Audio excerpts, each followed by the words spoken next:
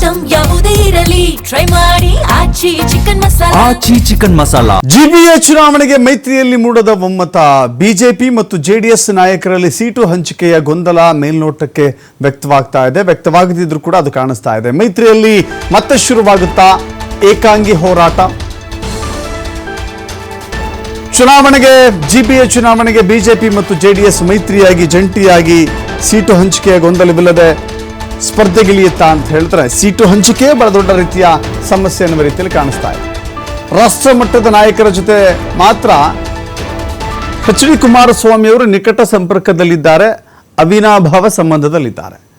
ರಾಜ್ಯ ಬಿಜೆಪಿ ನಾಯಕರ ಜೊತೆ ಅಷ್ಟೊಂದು ಹೇಳಿಕೊಳ್ಳುವ ಮಟ್ಟಕ್ಕೆ ಒಡನಾಟ, ರಾಜಕೀಯ ಮೈತ್ರಿತ್ವ, ರಾಜಕೀಯ ಹೊಂದಾಣಿಕೆ ಅದೆಲ್ಲವೂ ಕೂಡ ಒಮ್ಮತದ ರೀತಿಯಲ್ಲಿ ಕಾಣಿಸ್ತಾ ಇಲ್ಲ. ಸಮನ್ವಯ ಸಮಿತಿನೂ ಇಲ್ಲ, ಇತ್ತ ಹೊಂದಾಣಿಕೆಯೂ ಇಲ್ಲ.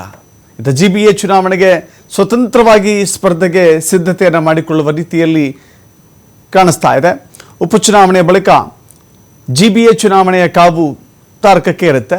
ಚುನಾವಣೆ ತಯಾರಿ ಬೆಂಗಳೂರಿನಲ್ಲಿ ಹೆಚ್ಚು ಶಾಸಕರನ್ನು ಒಳಗೊಂಡಿದೆ ಬಿಜೆಪಿ. ಹೀಗಾಗಿ ಸಹಜವಾಗಿ ಹೆಚ್ಚು ಶಾಸಕರನ್ನು ಹೊಂದಿರುವ ಕಾರಣಕ್ಕಾಗಿ ಹೆಚ್ಚು ಸೀಟುಗಳನ್ನು ಕೊಡಬೇಕು ಅಂತ ಹೇಳಿ ಬಿಜೆಪಿ ಪ್ರಸ್ತಾವನೆಯನ್ನು ಇಡುತ್ತೆ ಸ್ವಾಭಾವಿಕವಾಗಿ. ಆದರೆ ಜೆಡಿಎಸ್ ಕೂಡ ನಾವು ನಗರ ಪ್ರದೇಶದಲ್ಲಿ ಬೆಂಗಳೂರಿನಲ್ಲಿ ಇಷ್ಟು ಸೀಟುಗಳನ್ನು ಗೆಲ್ಲುವಂಥ ಸಾಮರ್ಥ್ಯವನ್ನು ಹೊಂದಿದ್ದೇವೆ, ನಮಗೂ ಕೂಡ ಸೀಟು ಹಂಚಿಕೆಯಲ್ಲಿ ನೀಡಬೇಕು ಅಂತ ಹೇಳಿ. ನೋಡಿ, ಈಗ ಉಪಚುನಾವಣೆ ನಡೀತಾ ಇದೆ ಬಾಗಲಕೋಟೆ, ದಾವಣಗೆರೆ.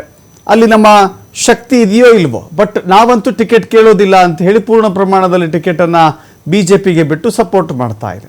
MLC ಚುನಾವಣೆಯಲ್ಲೂ ಕೂಡ ಸೀಟು ಹಂಚಿಕೆ ವಿಚಾರದಲ್ಲಿ ಗೊಂದಲಗಳು ಬೇಡ ಅಂತ ಹೇಳಿ ನಿರ್ಧಾರವನ್ನು ತೆಗೆದುಕೊಂಡು ಬಿಜೆಪಿಗೆ ಸಪೋರ್ಟ್ ಮಾಡ್ತಾ ಇದೆ. ಹಾಗೆ ನೋಡಿದ್ರೆ ಜಿಬಿಯಲ್ಲೂ ಕೂಡ ಹಾಗೆ ಸೀಟುಗಳನ್ನು ತ್ಯಾಗ ಮಾಡಬೇಕಾ ಅಂತ ಹೇಳಿದ್ರೆ ಜೆಡಿಎಸ್ ಸುತಾರಾಮ್ ಅದಕ್ಕೆ ಒಪ್ಪಿಗೆ ಕೊಡ್ತಾ ಇಲ್ಲ.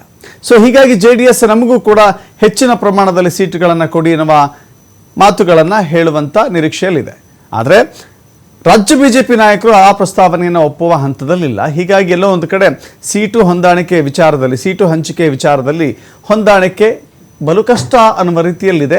ರಾಜ್ಯ ನಾಯಕರು ಬಿಜೆಪಿಯ ಕೇಂದ್ರ ನಾಯಕರು ಒಟ್ಟುಗೂಡಿಸಿಕೊಂಡು ಒಂದು ನಿರ್ಧಾರವನ್ನು ತೆಗೆದುಕೊಳ್ಳಬೇಕಾಗಿದೆ. ಆ ನಿರ್ಧಾರ ಒಮ್ಮತದ ನಿರ್ಧಾರವನ್ನು ತೆಗೆದುಕೊಳ್ಳಲಿಕ್ಕೆ ಸಾಧ್ಯವಾಗುತ್ತಾ, ಅಥವಾ ಹೊಂದಾಣಿಕೆ ಜಟಾಪಟಿಯ ಮಧ್ಯೆ ಜಿಬಿಎ ಚುನಾವಣೆಯಲ್ಲಿ ಬಿರುಕು ಮೂಡುತ್ತಾ ನೋಡಬೇಕಾಗಿದೆ.